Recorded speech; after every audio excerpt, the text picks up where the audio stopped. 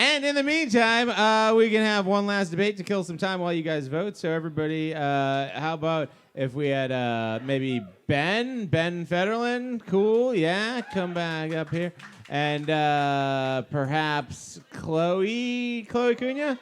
Chloe Cunha with another one? All right, cool.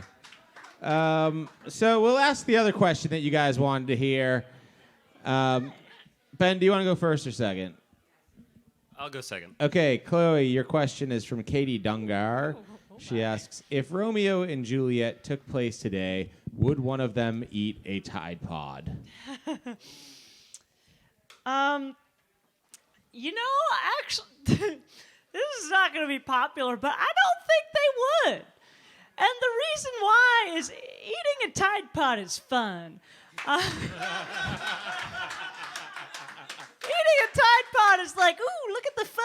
Like, that must taste gooey and nice, like a gusher. And they were like, no, we want to die. So they didn't know it was poison. The whole point behind the Tide Pod controversy is, I'm French, is that people were like, doesn't this look tasty? Like, they didn't know it was poisonous. There are a lot of problems with Romeo and Juliet, but they really knew what they wanted, which was to die. And Tide Pods are just for fun-loving teens. I made my point earlier. So, Romeo and Juliet may be a play about two dumb teenagers, but one of them is much less dumb than the other, and that teenager is Juliet. She is a scammer for the ages. Thank you, other person who has read Shakespeare in the audience this evening. It's not gone unnoticed. She is a scammer who is trying to pull one over on her elders. The only people who actually think teens were eating Tide Pods were baby boomers. If it was happening today, 15-year-old Zoomer Juliet is going to pretend to eat a Tide Pod, have some multicolored marshmallows, drool, and go to sleep. And all the adults in her life would think she died. They would then call Charlie Baker and thank him for banning jewels because they're dangerous and killing Juliet.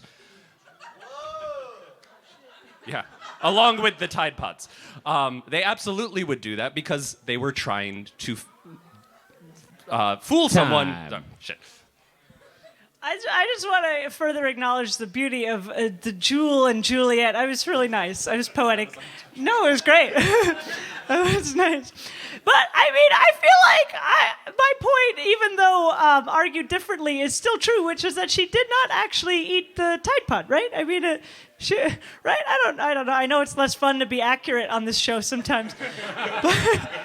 But right, I don't think anybody is eating those. And actually, it's true that the boomers are more likely to eat the Tide Pods. Yeah. Sorry. So Juliet didn't eat one, but Romeo definitely did.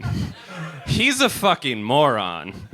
He walks into a room, does not take a pulse, kisses a girl who has passed out but has a pulse, assumes she's dead because a priest told him that, who he hangs out with alone all the time. Where was the Boston Globe in Verona? They would have been helpful there.